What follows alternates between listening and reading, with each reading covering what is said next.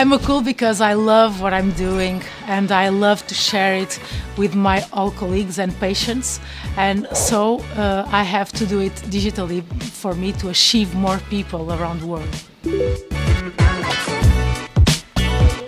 What makes me cool with a C? No.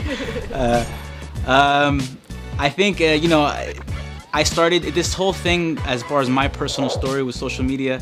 It started off by documenting every day what I learned in residency, and that kind of transformed into my private practice life, and I've seen myself evolve from the first day of not really knowing why I'm doing something, and now really looking back and learning from my mistakes, but also from my successes, and I think just being in the forefront of documenting each day makes me considered one of the, I guess, online pioneers. But there's many of me, and there's so many different types of me with different portfolios, so it's nice to be in those platforms and learn from one another.